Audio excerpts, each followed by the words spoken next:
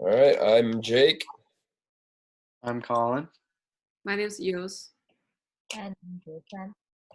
and we are assigned the task of the mayor of Coupvray for this project. Oops. As a brief introduction, as previously said, we had the role of of Coupvray. Over this presentation, we'll be giving an overview, description, analysis, and evaluation of how the negotiation went through our perspectives.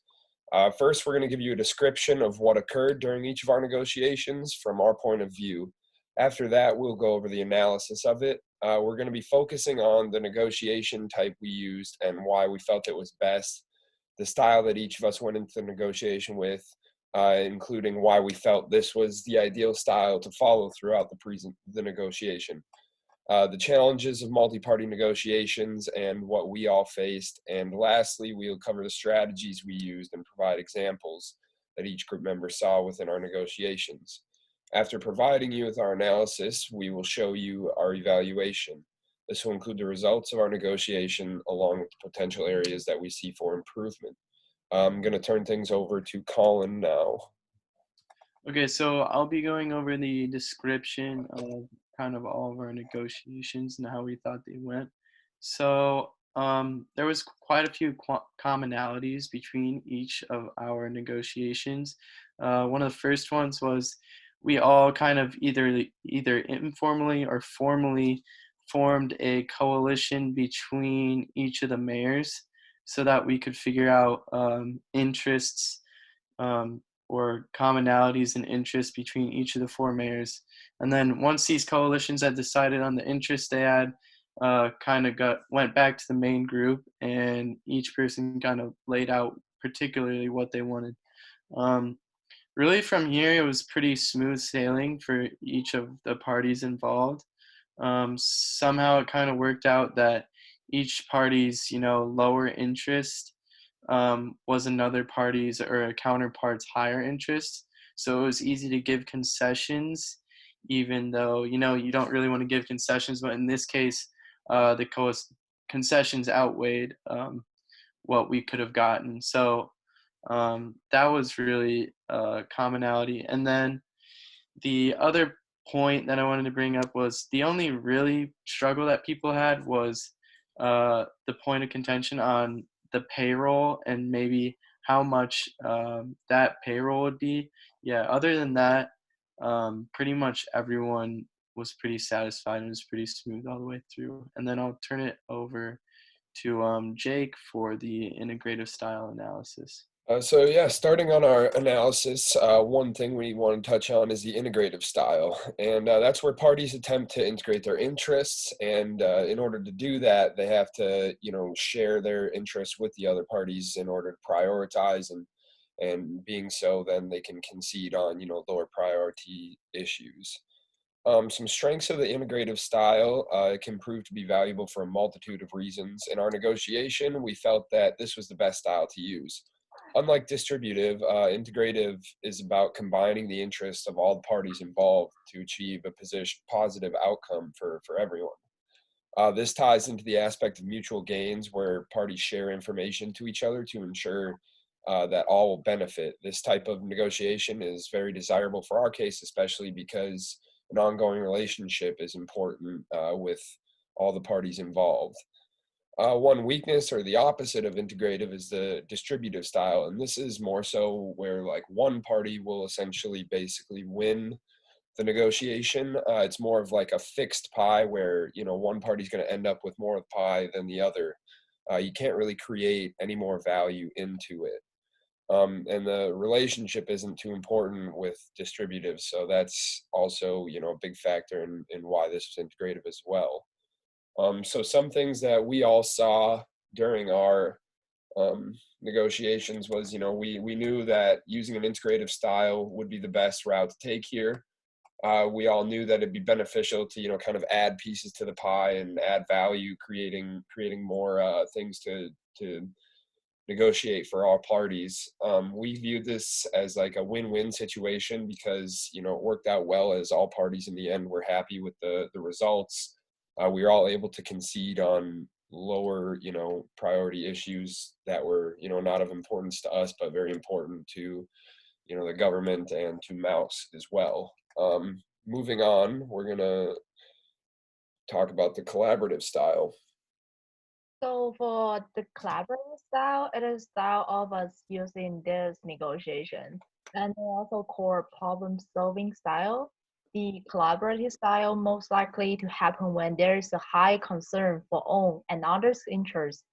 At the same time, negotiator value the relationship between each party. Compared to the advantage of using collaborative style, it makes the whole negotiation going relatively smoothly. It helps create value by building trust and maximize the result to all the parties. It is like expanding the pie instead of the fixed pie. It brings a win-win result to the whole negotiation. And the next slide will show you an overview about our experience in the mouse negotiation. So we all use the collaborative style because we all realized that relationship is important during this negotiation. So we use collaborative style to help us build trust with other parties, and we all agree that this style helped the whole process become relatively smoothly and also increase the possibility for us to negotiate more interest for ourselves. Next, Ilse will be introduce the main strategy that used in this negotiation. So for our main strategy, we identify three important strategy, which are bogey, high ball, low ball technique, and anchor. So for the first one, bogey, it is a strategy used by a negotiator to pretend something small to be important. And a benefit would be it helps negotiator to increase their bargaining chip, improve the BATNA. And one drawback is that this strategy would be useless if the counterparty questions its significancy and has sufficient information. The second one, high ball, low ball, it is a negotiation tactic where the negotiator make the first offer, which is extremely high or low. One benefit is that it can influence counterparty's judgment and to gain a negotiation advantage. And one drawback is that if the counterparty has sufficient information, this tactic would be useless. The last thing is the anchor. It is a point of reference where one party makes an estimate of the quantity that helps the negotiators skew the outcome. One benefit is that the anchor can be really beneficial if the counterparty can adjust away from it sufficiently, and a good anchor really can influence the counterparty's judgment. One weakness is that if the counterparty is well informed, and what in that case, this anchor would be useless. Well, the next slide is showing our personal experience related to using those strategy. And it is agreed that all of us using bogey to try to gain that one additional personnel to handling the permit or to be serving as a community planner. And we all using highball technique to prevent the counterparty's lowball strategy and also to help us gain more financial compensation. Lastly, all of us use an anchor to help us set up a negotiation boundary and making any adjustment in the negotiation process if necessary. All of us found those techniques to be extremely helpful in the negotiation process.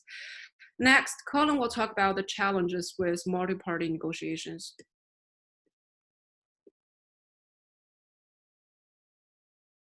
Obviously, this was a multi-party negotiation, and so there's quite a few different aspects of multi-party negotiation that are different than, let's say, a one-on-one negotiation or ones with less people. One of the first complexities is social complexity. Um, if you've heard of groupthink, that sort of same thing can happen in a negotiation situation where some may feel that they're, pressured into going with the consensus, even though something may be off, even though some interests may not be fully met or pieces of the pie have not been, fulfilled. And then the challenge of picking the right coalitions is something to be, wary of. In this negotiation, we all had to pick our coalitions. It was pretty well defined before the negotiation actually started, so it's pretty easy to understand. But coalitions can be unstable and can be costly if you're not careful. Information complexity is the second type, and information, in a multi-party negotiation, there's just going to be a lot more of it. There's going to be a lot more sides that have different information, so it's always a good idea to be aware of all the information, and so it's even a bigger reason to be that much more prepared going into a negotiation. And then procedural complexity, kind of another aspect of multi-party negotiations. The agenda can get kind of confusing, and if you don't have a set agenda, the agenda can uh, mash all over the place, and different problems can, come up at the wrong time. So definitely make sure to have a agenda that makes sense. And all three of these things were kind of integrated into the mouse negotiation.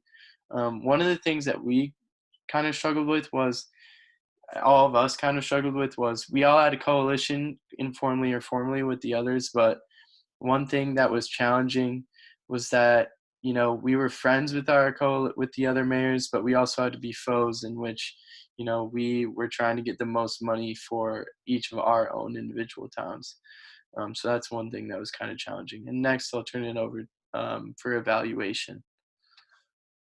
So for our evaluation, the several main points would be all four of us has reached an agreement with other parties at the end of negotiation. And also all the members agreed to provide a positive press release.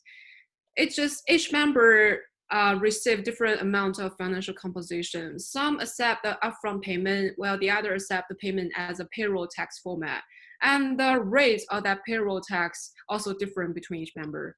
Lastly, the money that mayor receives also different. Some agree to split evenly, while the other agree to have more money than the other parties in their groups. And next, Jason will talk about the conclusion. So for conclusion, after we all analyze our experience and those negotiation strategy, it is clear to know that the integrative style is important because it brings the most value to each party in the whole negotiation. So when dealing with the challenge of the multi-party negotiation, like what we previously described, we felt that to use a collaborative style help the whole negotiation going smoothly. It can also minimize the negative impact that caused by those challenges. We will apply this valuable experience and all the knowledge we learned from the lecture to future negotiation we will have. Also, we realize that it is important to analyze the result after each negotiation because it can allow us to learn and improve our skills. All right. Thank you for listening. Hope you enjoyed.